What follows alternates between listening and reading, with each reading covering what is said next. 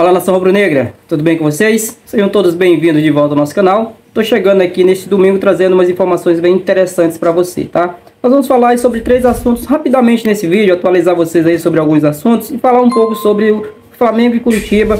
Jogo hoje pela 20ª rodada do Campeonato Brasileiro. O Flamengo vai enfrentar o Curitiba lá no Paraná, lá no Couto Pereira, precisando vencer para voltar ao G4. Isso mesmo, o Flamengo está fora do G4 do Campeonato Brasileiro. Bom, pessoal, vamos começar falando aí sobre a situação do Lucas Paquetá, né? Falando aí, Lucas Paquetá, que é um jogador revelado pelo Flamengo e tem uma ligação, né, com o Flamengo ainda, querendo ou não, tem uma identificação muito grande com o Flamengo, está envolvido aí em uma investigação, tá? Por enquanto apenas uma investigação, ele está sendo investigado. Inclusive o West Ham, que é o clube atual do jogador, entende que essa é uma prática corriqueira e que veio e que foi divulgado, que está sendo repercutido apenas por conta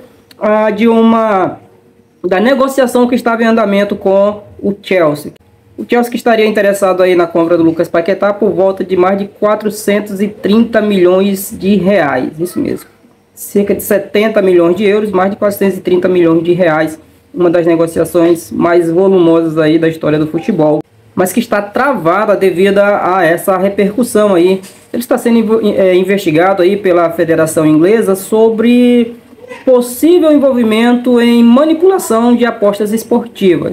Foram detectadas aí no último jogo do West Ham um volume muito grande de apostas, concentrado em 2 jogos específicos, mas eu vou tratar especificamente aqui do Lucas Paquetá. E segundo a reportagem do GE, pessoas próximas ao Lucas Paquetá estavam envolvidas, né, em muitas dessas apostas. Então há essa suspeita, há essa investigação em andamento de um possível envolvimento do jogador para receber um cartão amarelo e beneficiar tais apostadores, tá? Por enquanto isso é tratado com normalidade pelo West Ham, tanto é que ele foi relacionado para o jogo de hoje. Aliás, a negociação não é com o Chelsea, o jogo de hoje é contra o Chelsea, mas a negociação que estava envolvendo o Lucas Paquetá é com o Manchester City, tá? O Manchester City. E o jogo, ele foi relacionado inclusive pelo West Ham para o jogo de hoje contra o Chelsea, por entender pela diretoria do West Ham, entender que se trata apenas de algo corriqueiro. São investigações corriqueiras que vieram a público apenas por conta da negociação que está em andamento, tá certo? Então, por enquanto é tratado assim. Lucas Paquetá vai aí para o jogo. Esperamos, a nossa torcida, o nosso desejo é que isso seja apenas coincidências, que ele não tenha se envolvido. Ele não precisa disso, se envolver em situações semelhantes. Ainda mais, ele precisaria ser, né, muito pouco inteligente, sabendo que já há uma investigação em andamento aqui no país envolvendo muitos jogadores em situações semelhantes. Ele se envolver em algo do mesmo tipo, eu acho que seria muita falta de inteligência. Espero, francamente, que não seja esse o caso. Então vamos falar então sobre o nosso segundo assunto. Vamos falar sobre Gabigol. Gabigol, que eu trouxe no último vídeo. Vou até aproveitar para pedir desculpas aqui para vocês, que a gente não teve como postar vídeo ontem no sábado, né? Não pudemos postar. Na sexta-feira postamos apenas um vídeo, então pedir desculpas aí para vocês, mas estou trazendo aí essas atualizações para vocês hoje, tá bom? Gabigol, que o Flamengo apresentou a defesa de Gabigol junto à Conmebol em decorrência das declarações dadas pelo jogador lá no final do jogo contra o Olímpia, né? E ele usou uma expressão para se referir à arbitragem. Ele disse que foi um roubo muito grande, fez algumas outras insinuações.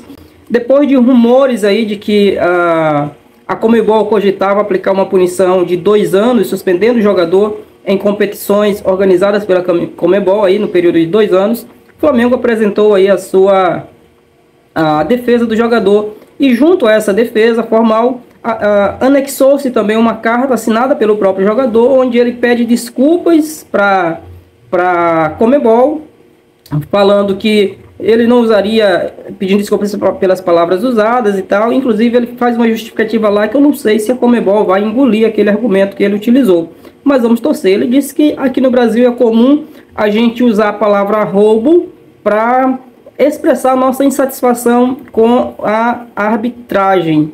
Não sei se esse é um argumento que a Conmebol vai aceitar como plausível. O fato é que a defesa foi encaminhada, agora é esperar o julgamento aí do comitê disciplinar da Conmebol, ver qual é a decisão final deles. Eu imagino que eles vão sim aplicar uma punição ao Gabigol, talvez não tão severa quanto se imaginasse, mas é quase líquido e certo de que ele será punido, terá alguma punição. Vamos falar agora, pessoal, sobre Flamengo e Curitiba. O Flamengo que entra em campo hoje às 16 horas. Lembrando que esse jogo terá transmissão da TV aberta, tá? Pela TV Globo e também de canais fechados aí da Premier.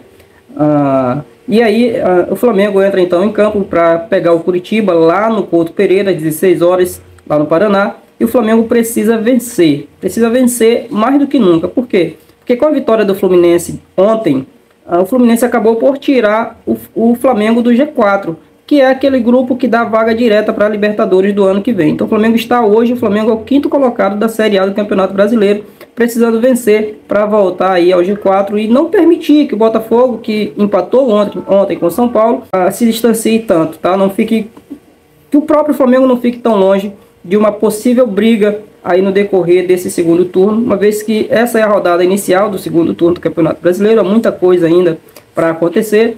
O campeonato, apesar da distância do Botafogo, ainda está em aberto, ainda é possível considerar isso. É claro que o Botafogo é muito favorito nesse sentido, matematicamente falando, mas nada é impossível. Então o Flamengo vai a campo com alguns desfalques, né? Varela já é um desfalque confirmado por conta da lesão no joelho. Além do Varela, Davi Luiz também é desfalque, sentindo aí a coxa esquerda. E entre os pendurados estão apenas Léo Pereira e Gerson. Gerson e Léo Pereira são os pendurados aí do Flamengo.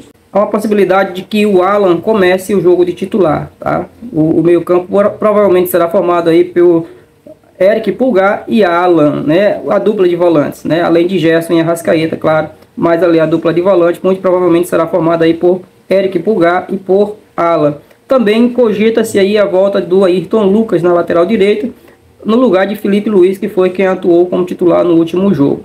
O Flamengo então precisa vencer esse jogo para